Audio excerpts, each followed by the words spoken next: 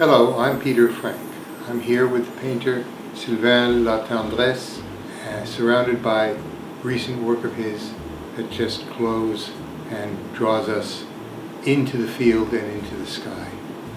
A remarkable painter of landscape, Latendresse is based here in Los Angeles, but comes originally from Quebec and has a multinational, even international purview of the act of painting.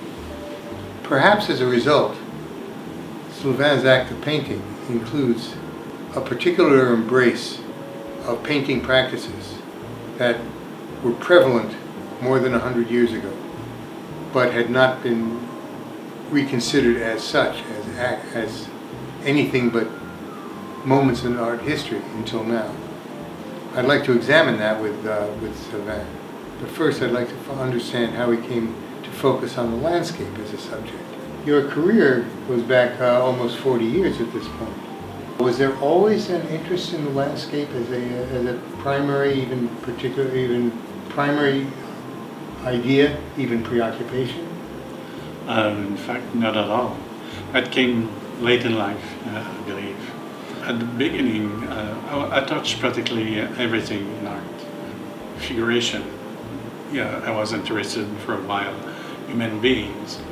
Well, as an art student, I decided to explore all the possibilities, all the options that I was able to explore. And it's really during the pandemic that I went back into full-time painting. It created a bubble, if you will, allowing for time and space, and I really found myself drawn to landscape as both as an escape and exploration into the very nature of reality, how we perceive things. And it's only later on and here, with my experience to exploring the Californian territory, that I started to be interested by the landscape. And mostly we hit the road very often, and was interested just by the landscape, and I was amazed by the field, by the colors that we can find over here.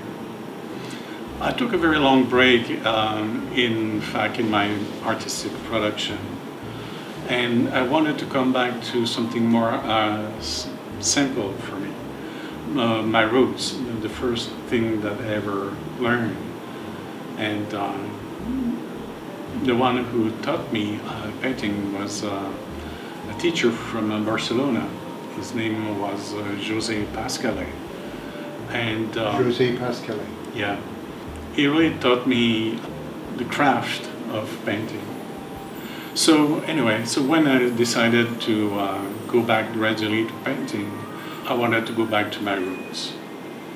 And that's why suddenly I saw gradually the opening, and I was attracted by the landscape.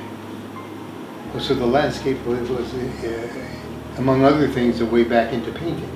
This is a way for me to connect with nature, to connect with another reality that isn't, the city where we live. It is, it's very inspiring to see all the possibilities here in California.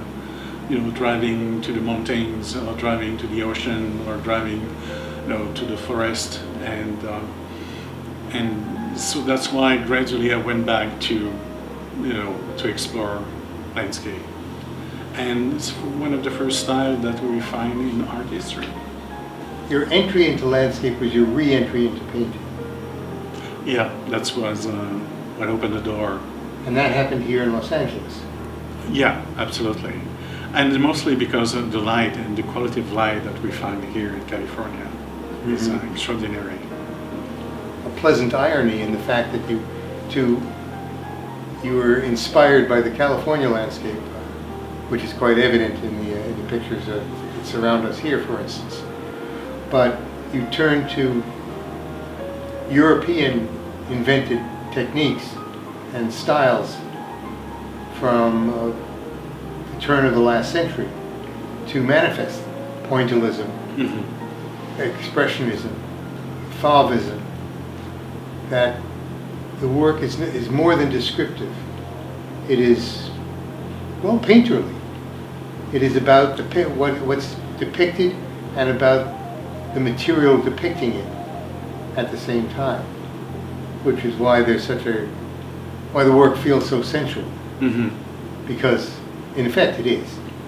Well, in the doing that, I'm discovering, the colors, and I'm opening to the landscape. This is for me the most important part of it. It's in the doing. It's like this that I'm creating an accident and finding new ways to open and to discover signs that's going to bring me to the next painting. So it's not like you're imitating Seurat or Kandinsky. It's that you're following them from one of your paintings to the next. Their approaches no longer influence yours, but provide a kind of a background. What I learned the most is how to find your own voice. And for me, that's the most important, and it takes time. And finding your own voice is more than, establishing your own style. It's investing your own sensibility in that style. David Hockney is a good example. Yeah. How he liked the masters that came before him, Mm-hmm. and how he appreciated their techniques and the way that they're doing their own work. Mm-hmm. And for me, in a certain way, I'm following the same path. It's how I admire them, and they're, I found their paintings beautiful and inspiring.